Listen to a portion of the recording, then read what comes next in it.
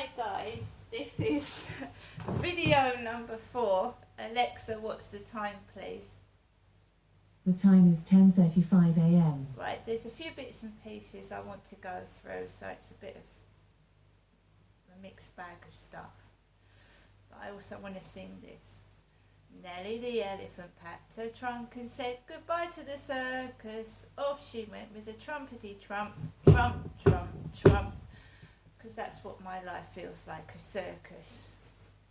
Right guys, so when I was in McDonald's, when it was leading up to going home from McDonald's and it was pitch black and my son was taking me home, his car wasn't working properly, he had to keep jump starting it.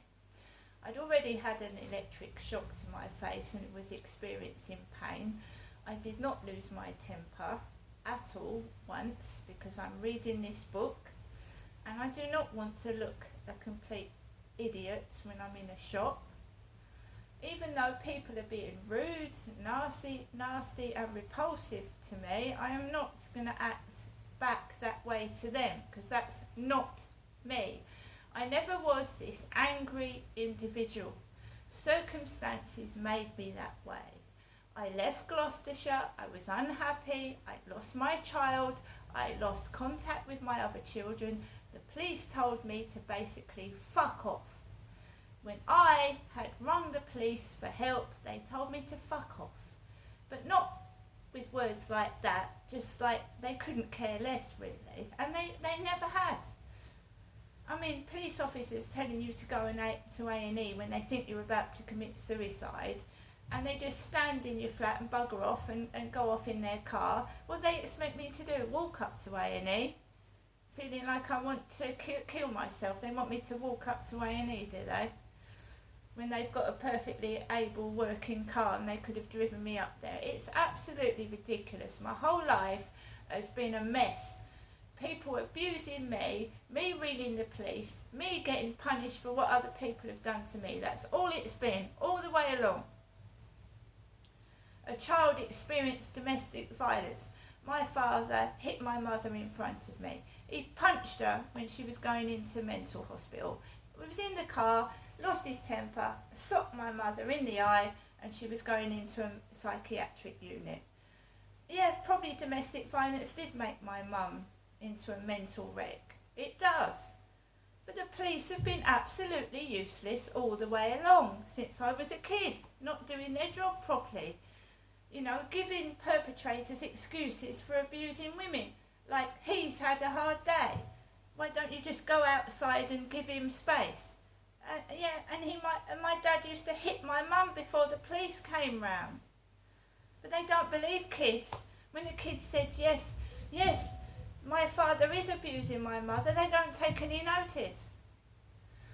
And if people listen to children and actually believed what they say, then maybe more children would not go missing, would get the support they need. But people don't listen to children. They don't listen. They believe parents way over kids all the time. And that was one of my problems, was trying to get it across that I was an abused child, but no one was listening to me. I was showing all the signs of an abused child. I was going into the showers with my knickers on. I was very, very quiet. I was withdrawn. It was my mum that was getting the bruises because my dad was punching my mother in the eye, but the school teachers never came round. My mum was covering up bruises with eye makeup, so she looked like a painted doll because she was painting her face full of makeup to hide the bruises that my father was inflicted on her. So I had school kids laughing at my mum because she looked like a painted dolly. I couldn't really say to kids of my own age, my mum's covering up black eyes with great big green eye makeup. That is, my dad's hitting my mum, you're laughing at my mum, and my dad's punching her face in. I couldn't say that to other kids. They had normal families, they had normal mums, they had normal dads. No one knew what was going on. And not only that, I'd get bullied at school because of the way my mother looked. the way my mother had all her makeup on. I was being taken the piss out of. And I felt sorry for my mum. She's putting makeup on because my father's hitting her and she's got black eyes. So I was getting it from all angles and I couldn't cope with it as a little kid. I couldn't cope with it. And nobody was helping me. I was crying out for help and nobody was helping me. We should listen to kids and what they're saying and how they're behaving, and maybe these kids would get help before something happens to them. Makes me angry. So when I left McDonald's after what I'd had in my ear from all these horrible people that were in there, and they were horrible, there was a man, an old man with grey hair, finally an old person, and he had a hairy dog in his arms. And he was right by the entrance to McDonald's, an old man like my father Derek with a hairy dog in his arms. And that just about made my day. What was he doing? Stood outside holding a dog. And I thought, I've fucking had enough of this, but I'm not going to get cross. I need to go home.